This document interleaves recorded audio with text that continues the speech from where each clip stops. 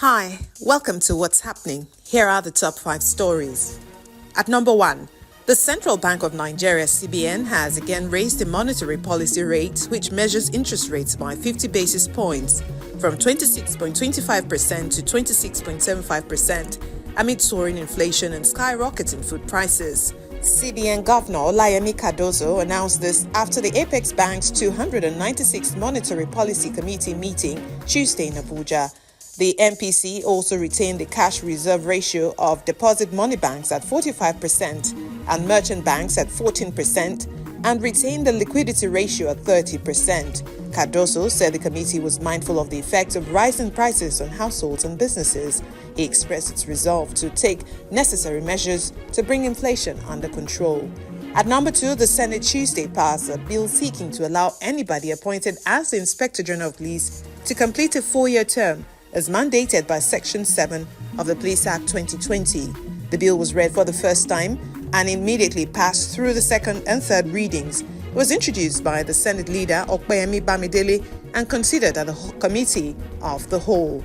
Senator Bamidele, while leading the debate on the bill, said it aimed to revolutionize the police operation by enhancing accountability, modernizing policy methods, and fostering a more harmonious relationship between the police and the community. The immediate past Senate President Ahmed Lawan and Seriake Dixon, representing Bayelsa West, opposed the bill. Senator Lawan, representing Yobe North, argued that if IGPs are allowed to complete their tenure, they tend to abuse the office. If President Bola Tinubu sends the bill, the current IGP, Kayode Egbetokun, might remain in office until 2027.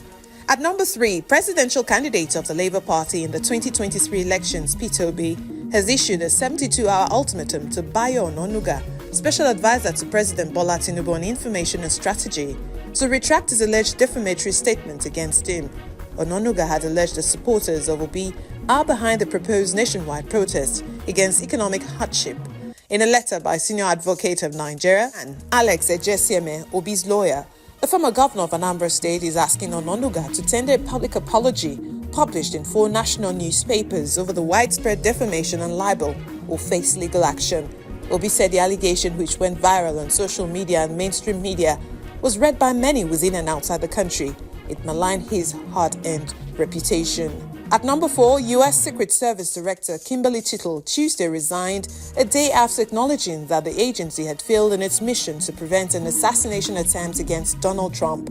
Chittle was facing bipartisan calls to step down after a 20-year-old gunman wounded the former Republican president and current White House candidate at a July 13 campaign rally in Butler, Pennsylvania. President Joe Biden thanked Chittle for her nearly 3 decades in the Secret Service and said she'd selflessly dedicated and risked her life to protect nations throughout her career. Homeland Security Secretary Alejandro Mayorkas said the Secret Service Deputy Director Ronald Rao, a 24-year veteran of the agency, would serve as acting director until a replacement is named for Chittle.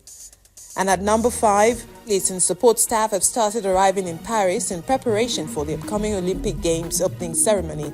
The Paris 2024 Olympics is set to start this Friday, the first time the Olympic Games opening ceremony is held outside of a stadium.